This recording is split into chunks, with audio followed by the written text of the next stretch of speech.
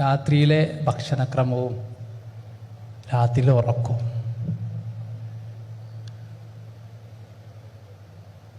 രാത്രിയിലെ ഭക്ഷണക്രമം പറയുകയാണെങ്കിൽ നമുക്കറിയാം, പുറത്തേക്കൊണ്ട് ഇറങ്ങിയാൽ ഹോട്ടലിലെ പകുതി ഹോട്ടലുകൾ പ്രവർത്തിക്കുന്ന രാത്രിയിലാണ്. രാവിലെ ഒരു നല്ല ഭക്ഷണത്തിന് പോയാൽ കിട്ടൂല. രാത്രിയിലെ ഭക്ഷണത്തിൻ്റെ പ്രശ്നം എന്താണെന്ന് വെച്ചാൽ, നല്ല ശ്രദ്ധിക്കണേ, ഒരു ഭക്ഷണം നമ്മൾ കഴിക്കുമ്പോൾ ഓരോ ഭക്ഷണത്തിനും ദഹനത്തിന് സമയം വെച്ചിട്ടുണ്ട്. വെള്ളം കുടിക്കുകയാണെങ്കിൽ സ്പോട്ടിൽ ഡൈജസ്റ്റ് ചെയ്ത് പോകും.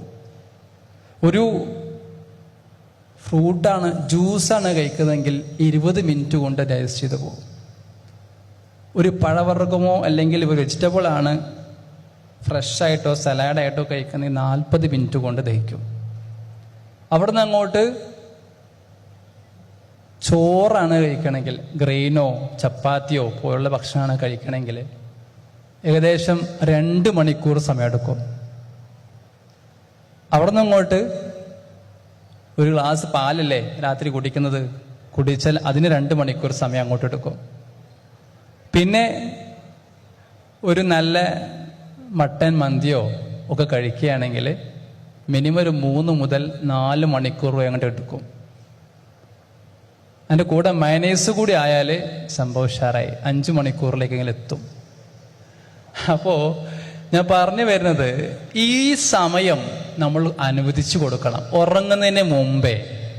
ഞാൻ പറയുന്നത് മിനിമം ഒരു 3 മണിക്കൂറെങ്കിലും മുമ്പായിട്ട് ഭക്ഷണം കഴിച്ചിരിക്കണം. അറബിയിലൊരു പദമുണ്ട്, അൽ അഷായ കുൻ ഖബ്ലൽ ഇശാ. അതായത് അൽ അഷാച്ച ഡിന്നർ, രാത്രി ഭക്ഷണം എപ്പോഴും ഇഷാക്ക് മുമ്പായിരിക്കണം എന്നുള്ളതാണ്.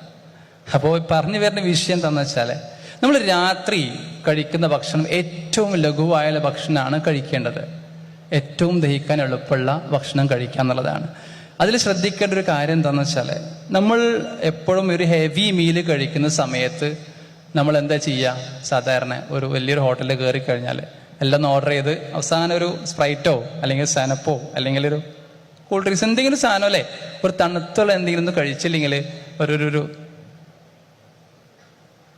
പൂർത്തിയാവാത്ത പോലെ തോന്നും അല്ലേ. അവിടെ പ്രശ്നം സംഭവിക്കുന്നത് എന്താണെന്ന് വെച്ചാൽ, നമ്മളൊരു ഹെവി ആയിട്ടുള്ളൊരു ഫാറ്റി ആയിട്ടുള്ളൊരു ഓയിലി ഫുഡ് കഴിച്ചിട്ട് ഒരു നല്ല തണുത്ത പാനീയം കഴിക്കുന്നതോട് കൂടി അതിൻ്റെ ദഹനത്തിൻ്റെ സമയം വീണ്ടും വർദ്ധിക്കുകയാണ്. മാത്രമല്ല, ഫാറ്റ് എന്ന് പറയുന്നത് കണ്ടന്റ് ദഹിപ്പിച്ചെടുക്കാൻ ചുടുവെള്ളം പോലുള്ള ഏറ്റവും നല്ല ചൂടായിട്ടുള്ള പാനീയം കഴിക്കേണ്ടത്. ഏറ്റവും നല്ലത് ചായ കുടിക്കാം, അല്ലെങ്കിൽ ചുടുവെള്ളം കഴിക്കാം, അല്ലെങ്കിൽ നല്ല സാധാരണ നമ്മൾ അതിന് പറയാറുള്ളത്, ഞാനൊരു ആയുർവേദ ഡോക്ടറാണ്, ആ നിലക്ക് നമ്മൾ പറയാറുള്ളത് എപ്പോഴും നല്ല ചുക്കും മല്ലിയും നിറഞ്ഞൊരു കോമ്പിനേഷനുണ്ട്. അസാധ്യ കോമ്പിനേഷനാണ്.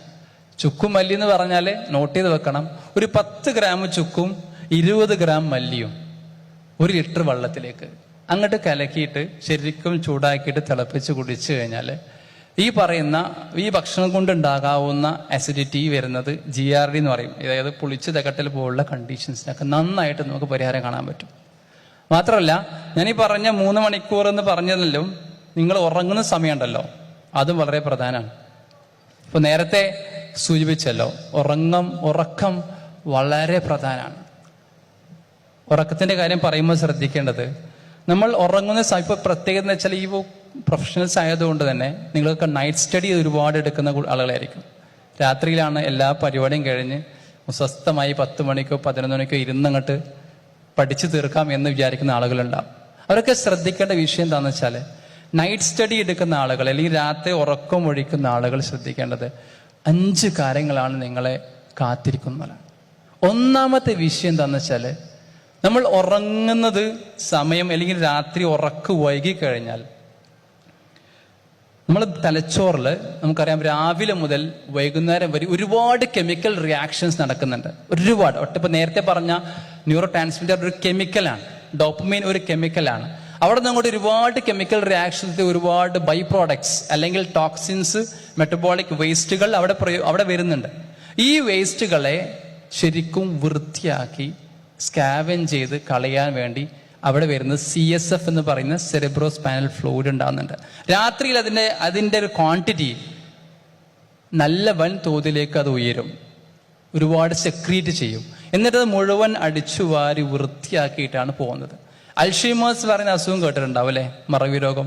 അതെന്താ കാരണം എന്ന് വെച്ചാൽ ലെവി ബോഡീസ് എന്ന് പറഞ്ഞ വേസ്റ്റ് പ്രോഡക്റ്റ് അവിടെ തങ്ങി നിൽക്കുന്നതുകൊണ്ടാണ്. ഇങ്ങനെയുള്ള ഒരുപാട് വേസ്റ്റ് പ്രോഡക്റ്റുകൾ കളയാൻ വേണ്ടിയിട്ട് രാത്രിയിൽ കൃത്യമായി ഈ സമയത്തെ എന്ത് ചെയ്യുള്ളൂ, CSF കുറച്ച് കൂടുതൽ അവിടെ സെക്രീറ്റ് ചെയ്തുകൊണ്ട് അത് സ്കാവൻ ചെയ്ത് കളയും. അത് നടക്കാതെ പോകും എങ്ങനെ, രാത്രി ശരിയായ സമയത്ത് ഉറങ്ങിയിട്ടില്ലെങ്കിൽ. രണ്ടാമത്തെ ഒരു വിഷയം എന്താണെന്ന് വെച്ചാൽ ഈ രാത്രിയിലെ ഉറങ്ങാതെ നിൽക്കുമ്പോൾ അല്ലെങ്കിൽ ഉറക്കുമ്പോൾ പ്രത്യേകം ശ്രദ്ധിക്കുന്ന മറ്റൊരു കാര്യം, നമുക്കറിയാം എല്ലാവരും ഉറങ്ങുന്നത് പലപ്പോഴും ബെഡ് ലൈറ്റ് ഇട്ടിട്ടോ ലാമ്പ് ഇട്ടിട്ടോ കാണും അല്ലേ, അല്ലെങ്കിൽ മൊബൈൽ ടോർച്ചിൻ്റെ വെളിച്ചം ഉണ്ടാവും. ഞാൻ പറഞ്ഞു വരുന്നത് നല്ല കൂരിട്ടിൽ കിടന്നുറങ്ങണമെന്നാണ്, ഡാർക്ക് റൂമിൽ കിടന്നുറങ്ങണമെന്നാണ്. കാരണം നേരത്തെ പറഞ്ഞ സെറട്ടോണിൻ എന്നുള്ള ഹോർമോൺ സെക്രീറ്റ് ചെയ്യപ്പെടുന്നത് കൂരിയിട്ട് കിടന്നുറങ്ങുമ്പോഴാണ്. നല്ല ഒരു വെളിച്ചം പോലും, ഒരു സീറോ ബൾബിന് വെളിച്ചം പോലും ഉണ്ടാകാൻ പാടില്ല. എന്നാൽ മാത്രമേ സെറട്ടോണിൻ എന്ത് ചെയ്യുള്ളൂ, സെക്രീറ്റ് ചെയ്യുള്ളൂ. എല്ലാ ദിവസവും പ്രയോഗിക്കുന്നുണ്ട്, എല്ലാ ദിവസവും സെറട്ടോണിൻ സെക്രീറ്റ് ചെയ്യപ്പെടുന്നുണ്ട്. നേരത്തെ പറഞ്ഞ ഡിപ്രഷൻ ഉണ്ടാക്കാൻ വേണ്ടി, അല്ലെങ്കിൽ സെറട്ടോണിന്റെ ലെവൽ കുറയുന്നത് ഡിപ്രഷനെ കൂട്ടുമെന്ന് പറഞ്ഞല്ലോ. എന്ന് പറഞ്ഞത് സെറട്ടോണിൻ എല്ലാ ദിവസവും നമ്മുടെ ബോഡിയിൽ സെറട്ടോണിൻ സെക്രീറ്റ് ചെയ്യും. പക്ഷേ അത് കൂരിട്ടിൽ കിടന്ന് ഉറങ്ങുമ്പോഴേ എന്ത് ചെയ്യുള്ളൂ, സെക്രീറ്റ് ചെയ്യപ്പെടുന്നു. അല്ലെങ്കിൽ വെളിച്ചത്തിന്റെ ഒരു കണിക വന്നാൽ പോലും സെറട്ടോണിൻ അവിടെ സ്റ്റോപ്പ് ചെയ്യപ്പെടും. രണ്ടാമത്തെ വിഷയം ഇതാണ്. മൂന്നാമത്തെ വിഷയം എന്താണെന്ന് വെച്ചാൽ നമ്മൾ രാത്രി ഉറങ്ങുന്ന സമയത്ത് ഉറക്കത്തിൻ്റെ ഒരു സമയം വളരെ പ്രധാനമാണ്. നമ്മൾ കിടക്കുന്ന സമയം ഒരു 6 മണിക്കൂറെങ്കിലും ഉറങ്ങിയാൽ മതി എന്നൊക്കെ പറയാറല്ലേ. 6 hours ആണ് യങ്ങർ അഡൽട്സിന്, 6 to 7 hours ആണ്.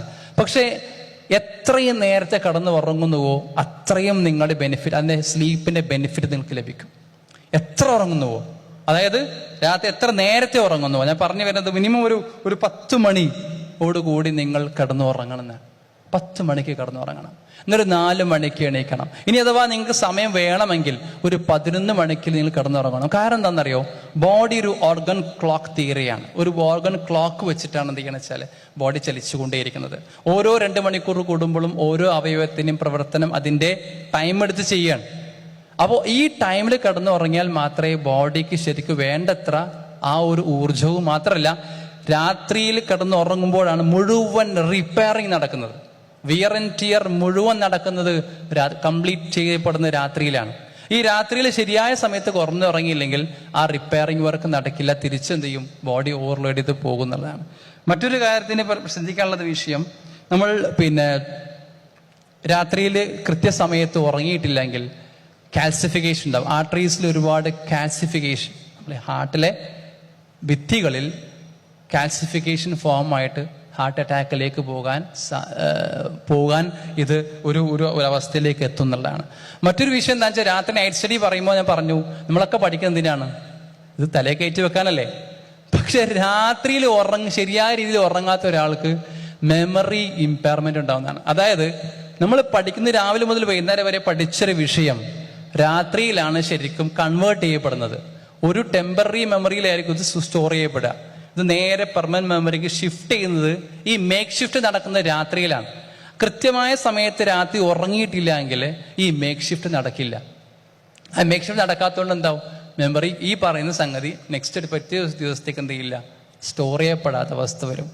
ഇത് മറ്റൊരു കാര്യമാണ്. ഞാൻ പറഞ്ഞു വരുന്നത് ഈ രീതിയിൽ മൊത്തത്തിൽ എന്ത് ചെയ്യണമെന്ന് വെച്ചാൽ ഉറക്കത്തിന്റെ വിഷയത്തിൽ പ്രത്യേക ശ്രദ്ധ. അവസാനമായി പറയാനുള്ള വിഷയം എന്താണെന്ന് വെച്ചാൽ, നമ്മൾ ഈ ഉറക്കം ശരിയായ രൂപത്തിൽ വന്നിട്ടില്ല എങ്കിൽ 2 ഹോർമോണുകൾ സെക്രീറ്റ് ചെയ്യപ്പെടും. അതായത് നമ്മളെ ബോഡീനെ സമതുലാവസ്ഥ നിർത്തുന്നത് 2 ഹോർമോണുകളാണ്. ഒന്ന് ഗ്രലിൻ എന്ന ഹോർമോൺ, ലെപ്റ്റിൻ എന്ന ഹോർമോൺ. ഗ്രലിൻ എന്ന ഹോർമോൺ എന്ന് പറയുന്നത് ഒരു ഹങ്കർ ഹോർമോണാണ്. നമ്മൾ ഭക്ഷണം കഴിക്കാൻ വേണ്ടി നമ്മുടെ ശരീരത്തിൽ ഉൽപ്പാദിക്കപ്പെടുന്ന ഹോർമോണാണ് ഗ്രലിൻ ഹോർമോൺ. ലെപ്റ്റിൻ എന്ന് പറയുന്നത് ഭക്ഷണം കഴിച്ചു കഴിഞ്ഞാൽ പിന്നെ ഒരു സാറ്റിസ്ഫൈങ് ഹോർമോണാണ്. അതായത് ഇനി മതി, വേണ്ട, നിർത്താമെന്ന് പറഞ്ഞ് മനസ്സിലേക്ക് അല്ലെങ്കിൽ ശരീരത്തിലേക്ക് ആ മെസ്സേജ് പാസ് ചെയ്യുന്നത് ലെപ്റ്റിന്റെ ഹോർമോൺ സെക്രീറ്റ് ചെയ്യുമ്പോഴാണ്. ഇവിടെ സംഭവിക്കുന്നത് എന്താണെന്നറിയോ, രാത്രി ശരിയായ സമയത്ത് ഉറങ്ങിയിട്ടില്ലെങ്കിൽ ഗ്രലിൻ ഹോർമോൺ വളരെ കൂടുതലായിട്ട് സെക്രീറ്റ് ചെയ്യപ്പെടും. അപ്പോൾ അതുകൊണ്ട് രാത്രി ശരിയായി ഉറങ്ങാത്ത ആളുകൾക്ക് എപ്പോഴും വിശക്കുന്നൊരവസ്ഥ ഉണ്ടാവുകയും ചെയ്യും, നന്നായിട്ട് ഭക്ഷണം കഴിക്കുകയും ചെയ്യും. വീണ്ടും വീണ്ടും ഇത് കഴിക്കുന്നതോടുകൂടി ഒരുപാട് മെറ്റബോളിക് ഡിസോർഡറിലേക്ക് കടന്നേക്കാം. അതുകൊണ്ട് തന്നെ നമ്മൾ ഉറക്ക്, സമയത്തിലുള്ള ഭക്ഷണം അത് കൃത്യമായി പാലിക്കുക. അള്ളാഹു അനുഗ്രഹിക്കുമാറാകട്ടെ. Let's ProfCon to the right goal through the right path. Professional Students Global Conference. ProfCon